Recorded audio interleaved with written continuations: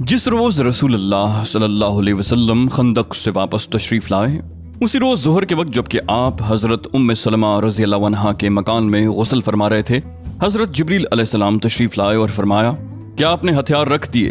हालांकि अभी फरिश्तों ने हथियार नहीं रखे और मैं भी कुरैश का ताक़ुब करके बस वापस चला रहा हूँ। उठिए और अपने रफ़क़ा को लेकर बनु कुरैज़ा का रुख कीजिए। मैं आगे आगे जा रहा हूँ। उनके कलों में ज़लज़ला बर्पा करूंगा और उनके दिलों में रोब और दहशत डाल दूंगा। ये कहकर हजरत जिब्रील अलैहिस्सलाम फरिश्तों के जिलों में रवाना हो गए। उधर रसूलुल्लाह सल्लल्लाहु अलैहि वसल्लम ने एक सहाबी से मनादी करवाई कि जो शख्स समावतात पर कायम है वो असर की नमाज बनु कुरैज़ा ही में पढ़े। उसके बाद मदीने का इंतजाम हजरत इब्ने उम्मे मक्तूम को सौंपा और हजरत अली रज़ी अल्लाह अन्हु को जंग का फरेरा देकर आगे रवाना फरमा दिया। वो बनु कुरैज़ा के कलों के करीब पहुंचे तो बनु कुरैज़ा ने रसूलुल्लाह सल्लल्लाहु अलैहि वसल्लम पर गालियों की बौछार कर दी। इतने में रसूलुल्लाह सल्लल्लाहु अलैहि वसल्लम भी महाजरीन व अंसार के जिलों में रवाना हो चुके थे। आप अलैहिस्सलाम ने बनु कुरैज़ा के दियार में पहुंचकर अना नामी एक कुएं पर नुज़ूल फरमाया। आम मुसलमानों ने भी लड़ाई का ऐलान सुनकर फौरन दियारे बनी कुरैज़ा का रुख किया। रास्ते में असर की नमाज का वक्त आ गया तो बाज ने कहा, हम जैसा कि हमें हुक्म दिया गया है बनु कुरैज़ा पहुंचकर ही असर की नमाज पढ़ेंगे। हत्ता के बाज ने असर की नमाज इशा के बाद पढ़ी, लेकिन कुछ दूसरे सहाबा ने कहा, आप अलैहिस्सलाम का मकसूद ये नहीं था, बल्कि ये था कि हम जल्द से जल्द रवाना हो जाएं, इसलिए उन्होंने रास्ते ही में नमाज पढ़ ली। जब रसूलुल्लाह सल्लल्लाहु अलैहि वसल्लम के सामने ये कज़िया पेश हुआ तो आप अलैहिस्सलाम ने किसी भी फरीक को सख्त सुस्त नहीं कहा। बहरकैफ मुख्तलिफ टुकड़ियों में बटकर इस्लामी लश्कर दियारे बनु कुरैज़ा में पहुंचा और नबी अलैहिस्सलाम के साथ जा शामिल हुआ। फिर बनु कुरैज़ा के कलों का मुहासरा कर लिया। उस लश्कर की कुल तादाद 3000 थी और उसमें 30 घोड़े थे। जब मुहासरा सख्त हो गया तो यहूद के सरदार काब बिन असद ने यहूद के सामने 3 मुतबादिल तजवीज़ें पेश की। नंबर 1, या तो इस्लाम कबूल कर लें और मोहम्मद सल्लल्लाहु अलैहि वसल्लम के दीन में दाखिल होकर अपनी जान, माल और बाल बच्चों को महफूज कर लें। काब बिन असद ने इस तजवीज़ को पेश करते हुए ये भी कहा कि वल्लाह, तुम लोगों पर यह बात वाज़ेह हो चुकी है कि वो वाकई नबी और रसूल हैं और वो वही हैं जिन्हें तुम अपनी किताब में पाते हो। नंबर 2, या अपने बीवी बच्चों को खुद अपने हाथों कत्ल कर दें, फिर तलवार सौंत कर नबी अलैहिस्सलाम की तरफ निकल पड़ें और पूरी कुव्वत से टकरा जाएं। उसके बाद या तो फतह पाएं या सब के सब मारे जाएं। नंबर 3, या रसूलुल्लाह और सहाबाए कराम पर धोखे से सनीचर के दिन पिल पड़ें, क्योंकि उन्हें इत्मीनान होगा कि आज लड़ाई नहीं होगी। लेकिन यहूद ने इन तीनों में से कोई भी तजवीज़ मंजूर न की, जिन पर उनके सरदार काब बिन असद ने झल्ला कर कहा, तुम में से किसी ने माँ की कोख से जन्म लेने के बाद एक रात भी होशमंदी के साथ नहीं गुजारी। इन तीनों तजावीज़ को रद्द कर देने के बाद बनु कुरैज़ा के सामने सिर्फ एक ही रास्ता रह जाता था कि रसूलुल्लाह सल्लल्लाहु अलैहि वसल्लम के सामने हथियार डाल दें और अपनी किस्मत का फैसला आप अलैहिस्सलाम पर छोड़ दें। लेकिन उन्होंने चाहा कि हथियार डालने से पहले अपने बाज़ मुसलमान हलीफों से राब्ता कायम कर लें। मुमकिन है पता लग जाए कि हथियार डालने का नतीजा क्या होगा। चुनाचे उन्होंने रसूलुल्लाह के पास पैगाम भेजा कि आप अबू लुबाबा को हमारे पास भेज दें, हम उनसे मशवरा करना चाहते हैं। अबू लुबाबा रज़ी अल्लाह अन्हु उनके हलीफ थे और उनके बागात और आल औलाद भी उसी इलाके में थे। जब अबू लुबाबा वहां पहुंचे तो मर्द हजरात उन्हें देखकर उनकी तरफ दौड़ पड़े और औरतें और बच्चे उनके सामने धाड़े मार मार कर रोने लगे। इस कैफियत को देखकर हजरत अबू लुबाबा पर रिक्कत तारी हो गई। यहूद ने कहा, अबू लुबाबा, क्या आप मुनासिब समझते हैं कि हम मोहम्मद सल्लल्लाहु अलैहि वसल्लम के फैसले पर हथियार डाल दें? उन्होंने फरमाया, हाँ, लेकिन साथ ही हाथ से हलक की तरफ इशारा भी कर दिया, जिसका मतलब ये था कि ज़िबाह कर दिए जाओगे। लेकिन उन्हें फौरन एहसास हुआ कि ये अल्लाह और उसके रसूल के साथ खयानत है। चुनाचे वो रसूलुल्लाह के पास वापस आने की बजाय सीधे मस्जिद नबवी पहुंचे और अपने आप को मस्जिद के एक खंबे से बांध लिया और कसम खाई कि अब उन्हें रसूलुल्लाह ही अपने दस्ते मुबारक से खोलेंगे और वो आइंदा बनु कुरैज़ा की सरजमीन में कभी दाखिल न होंगे। उधर रसूलुल्लाह सल्लल्लाहु अलैहि वसल्लम महसूस कर रहे थे कि उनकी वापसी में देर हो रही है।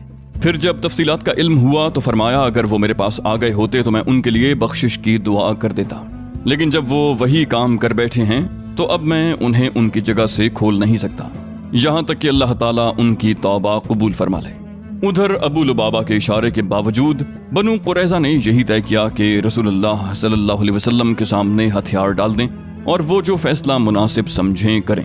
हालांकि बनु कुरैज़ा एक तवील अरसे तक मुहासरा बर्दाश्त कर सकते थे, क्योंकि एक तरफ से उनके पास वाफिर मिकदार में सामान खौर-ओ-नोश था, पानी के चश्मे और कुएं थे, मजबूत और महफूज किले थे, और दूसरी तरफ मुसलमान खुले मैदान में खून मुंजमद कर देने वाले जाड़े और भूख की सख्तियां सह रहे थे। और आगाज जंग खंदक के भी पहले से मुसलसल जंगी मसरूफियात के सबब तकान से चूर चूर थे।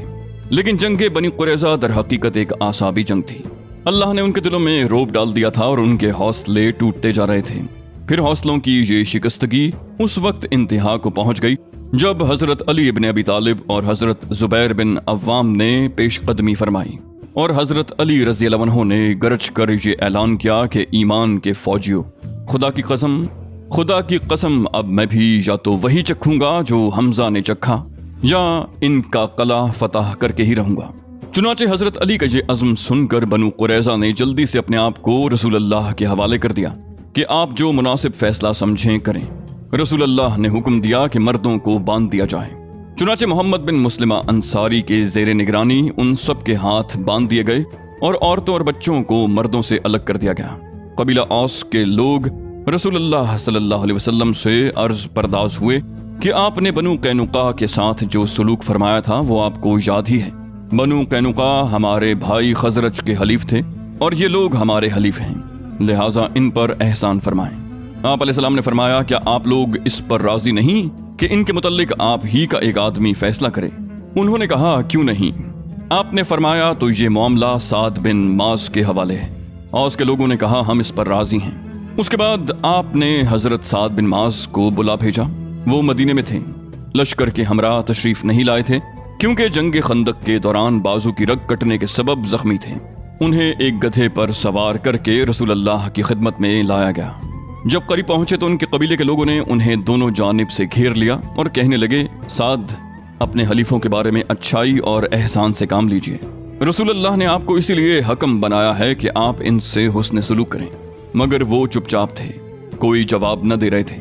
जब लोगों ने गुजारिश की भरमार कर दी तो बोले, अब वक्त आ गया है कि साद को अल्लाह के बारे में किसी मलामत कर की परवाह न हो। यह सुनकर बाज लोग उसी वक्त मदीना आ गए और कैदियों की मौत की खबर फैला दी। उसके बाद जब हजरत साद नबी सल्लल्लाहु अलैहि वसल्लम के पास पहुंचे तो आप अलैहिस्सलाम ने फरमाया, अपने सरदार के इस्तकबाल के लिए उठ कर जाओ। लोगों ने जब उन्हें सवारी से उतार लिया तो आप अलैहिस्सलाम ने फरमाया, ऐ साद, ये लोग तुम्हारे फैसले पर उतरे हैं। हजरत साद ने कहा, क्या मेरा फैसला इन पर नाफिज होगा? लोगों ने कहा, जी हाँ। उन्होंने कहा, मुसलमानों पर भी? लोगों ने कहा, जी हाँ। उन्होंने फिर कहा, और जो यहाँ हैं उन पर भी? उनका इशारा रसूल अल्लाह की फरोदगाह की तरफ था, मगर अजलाल ताज़ीम के सबब चेहरा दूसरी तरफ कर रखा था। आप अलैहिस्सलाम ने फरमाया, जी हाँ, मुझ पर भी।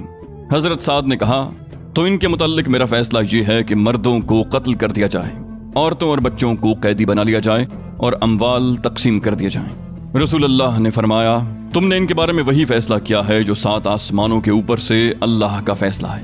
हजरत साद रज़ी अल्लाह अन्हु का ये फैसला इंतहाई अदल इंसाफ पर मबनी था, क्योंकि बनु कुरैज़ा ने मुसलमानों की मौतो हयात के नाजुक तरीन लम्हात में जो खतरनाक बदअहदी की थी वो तो थी ही। इसके अलावा उन्होंने मुसलमानों के खात्मे के लिए 1500 तलवारें, 2000 नेज़े, 300 जिर्रें और 500 ढालें मुहैया कर रखी थीं, जिन पर फतह के बाद मुसलमानों ने कब्जा किया। इस फैसले के बाद रसूल अल्लाह के हुक्म पर बनु कुरैज़ा को मदीना लाकर बनु नज्जार की एक औरत जो हारिस रज़ी अल्लाह अन्हु की साहबजादी थी, उनके घर में कैद कर दिया गया और मदीने के बाजार में खंदकें खोदी गईं। फिर उन्हें एक एक जमात करके ले जाया गया और उन खंदकों में उनकी गर्दनें मार दी गईं। कार्रवाई शुरू होने के थोड़ी देर के बाद बाकी मानदा कैदियों ने अपने सरदार काब बिन असद से दरियाफ्त किया कि आपका क्या अंदाजा है, हमारे साथ क्या हो रहा है। उसने कहा, क्या तुम लोग किसी भी जगह समझ बूझ नहीं रखते? देखते नहीं कि पुकारने वाला रुक नहीं रहा और जाने वाला पलट नहीं रहा। ये खुदा की कसम कत्ल है। बाहर कैफ उन सब की जिनकी तादाद 600 और 700 के दरमियान थी, गर्दनें मार दी गईं। इस कार्रवाई के जरिए गदर व खयानत के उन सांपों का मुकम्मल तौर पर खात्मा हो गया जिन्होंने पुख्ता अहद व पैमान तोड़ा था। मुसलमानों के खात्मे के लिए उनकी जिंदगी के निहायत संगीन और नाजुक तरीन लम्हात में दुश्मन को मदद देकर जंग के अकाबिर मुजरिमीन का किरदार अदा किया था और अब वो वाक़तन मुकदमे और फांसी के मुस्तहिक हो चुके थे। बनु कुरैज़ा की इस तबाही के साथ ही बनु नुदैर का शैतान और जंगे अहज़ाब का एक बड़ा मुजरिम حیی بن اخطب بھی اپنے کیفر کردار کو پہنچ گیا۔ یہ شخص ام المومنین حضرت صفیہ رضی اللہ عنہا کا باپ تھا۔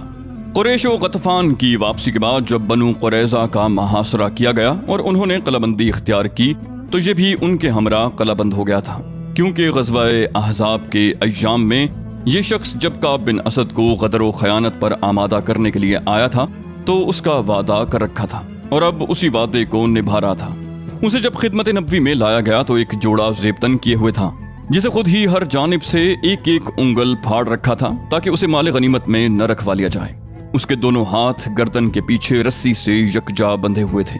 اس نے رسول اللہ کو مخاطب کر کے کہا، سنیے، میں نے آپ کی عداوت پر اپنے آپ کو ملامت نہیں کی، لیکن جو اللہ سے لڑتا ہے مغلوب ہو جاتا ہے۔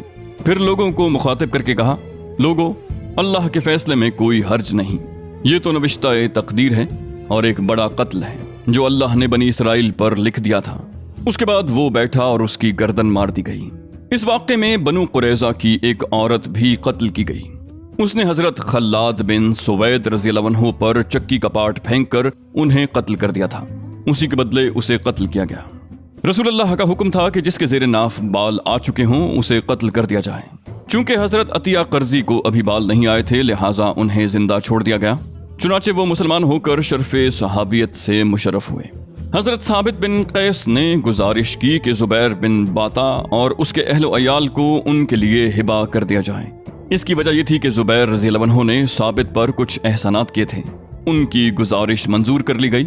اس کے بعد ثابت بن قیس نے زبیر سے کہا کہ رسول اللہ نے تم کو اور تمہارے اہل و عیال کو میرے لیے ہبہ کر دیا ہے اور میں ان سب کو تمہارے حوالے کرتا ہوں، یعنی تم بال بچوں سمیت آزاد ہو۔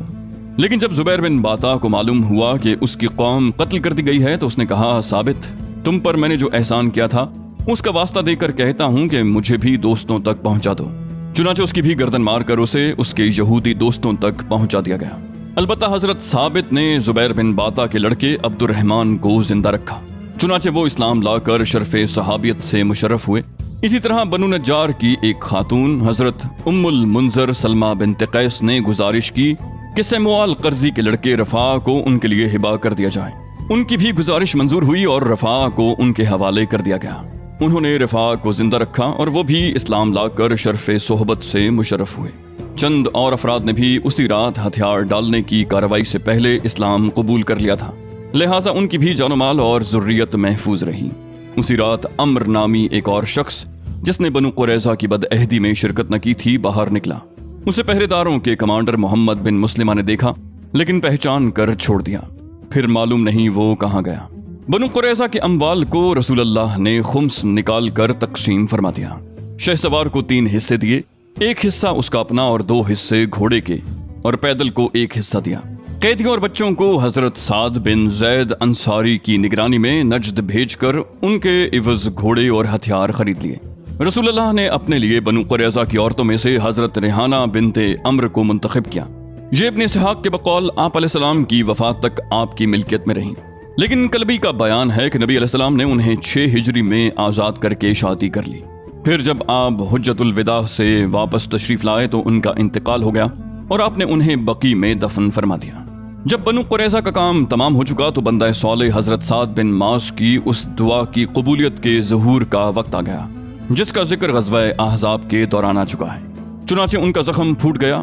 اس وقت وہ مسجد نبوی میں تھے۔ نبی علیہ السلام نے ان کے لیے وہیں خیمہ لگوا دیا تاکہ قریب ہی سے ان کی عیادت کر لیا کریں۔ حضرت عائشہ رضی اللہ عنہا کا بیان ہے کہ ان کے سینے کا زخم پھوٹ کر بہا۔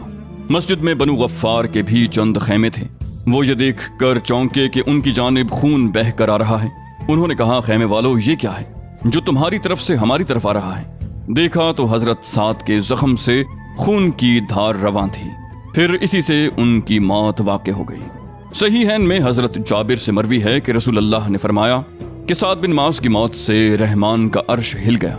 امام ترمذی نے حضرت انس سے ایک حدیث روایت کی ہے اور اسے صحیح بھی قرار دیا ہے کہ حضرت سعد بن معاذ کا جنازہ اٹھایا گیا تو منافقین نے کہا، ان کا جنازہ کس قدر ہلکا ہے۔ رسول اللہ نے فرمایا، اسے فرشتے اٹھائے ہوئے تھے۔ بنو قریظہ کے محاصرے کے دوران صرف ایک ہی مسلمان شہید ہوئے جن کا نام خلاد بن سوید ہے۔ یہ وہی صحابی ہیں جن پر بنو قریظہ کی ایک عورت نے چکی کا پاٹ پھینک کر مارا تھا۔ اس کے علاوہ حضرت عکاشہ کے بھائی ابو سنان بن محسن نے محاصرے کے دوران وفات پائی۔ جہاں تک حضرت ابو لبابہ کا معاملہ ہے تو وہ 6 رات مسلسل ستون سے بندھے رہے۔ ان کی بیوی ہر نماز کے وقت آ کر کھول دیتی تھی اور وہ نماز سے فارغ ہو کر پھر اسی ستون میں بندھ جاتے۔ اس کے بعد رسول اللہ پر صبح دم ان کی توبہ نازل ہوئی۔ اس وقت آپ حضرت ام سلمہ کے مکان میں تشریف فرما تھے۔ حضرت ابو لبابہ کا بیان ہے کہ حضرت ام سلمہ نے اپنے حجرے کے دروازے پر کھڑے ہو کر مجھ سے کہا، ابو لبابہ خوش ہو جاؤ، اللہ نے تمہاری توبہ قبول کر لی۔ یہ سن کر صحابہ انہیں کھولنے کے لیے اچھل پڑے، لیکن انہوں نے انکار کر دیا کہ انہیں رسول اللہ کی بجائے کوئی اور نہ کھولے۔ چنانچہ جب نبی علیہ السلام نماز فجر کے لیے نکلے اور وہاں سے گزرے تو انہیں کھول دیا۔ یہ غزوہ ذی قعد میں پیش آیا۔ 25 روز تک محاصرہ قائم رہا۔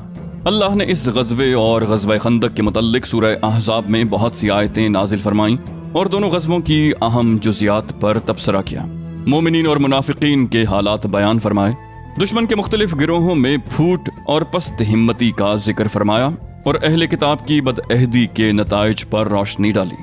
غزوہ احزاب اور قریظہ کے بعد کی جنگی مہمات۔ سلام بن ابی الحقیق، جس کی کنیت ابو رافع تھی، یہود کے ان اکابر مجرمین میں تھا جنہوں نے مسلمانوں کے خلاف مشرکین کو ورغلانے میں بڑھ چڑھ کر حصہ لیا تھا اور مال اور رسد سے ان کی امداد کی تھی۔ اس کے علاوہ وہ رسول اللہ کو ایذا بھی پہنچاتا تھا۔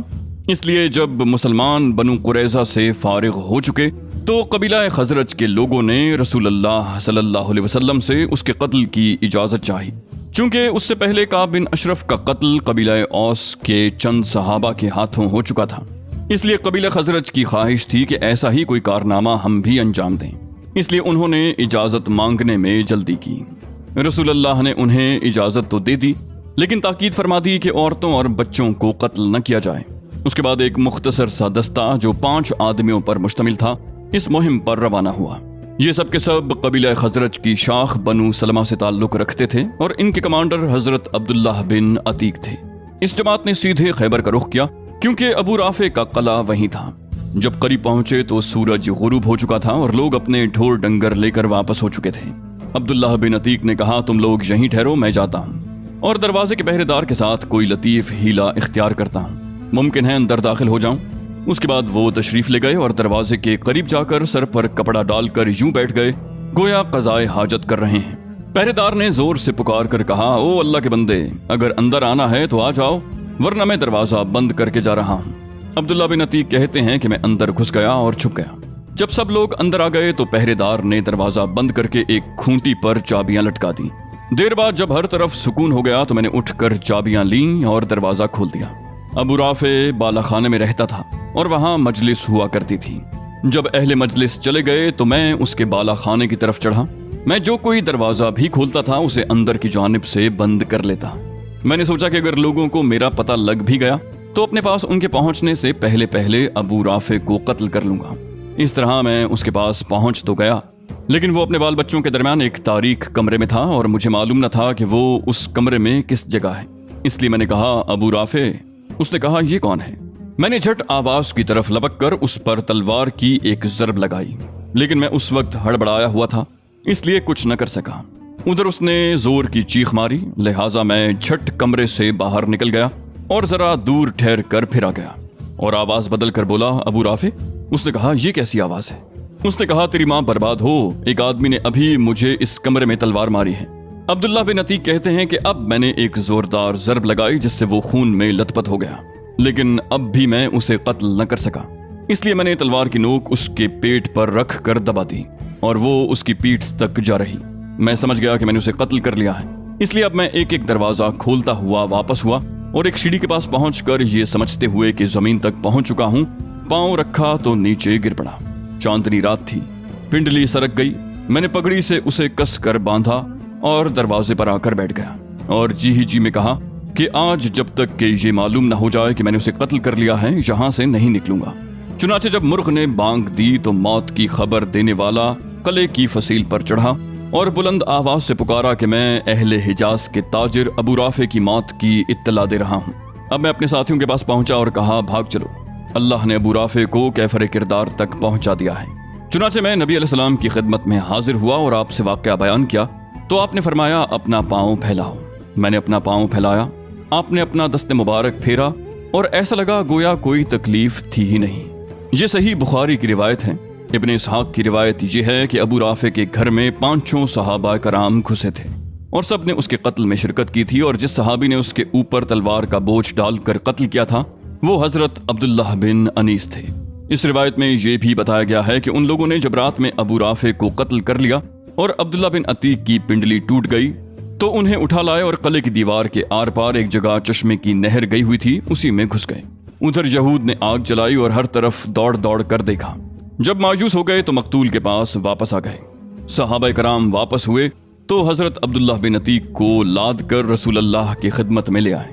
اس سریہ کی روانگی ذی قعدہ یا ذی الحج 5 ہجری میں زیر عمل آئی۔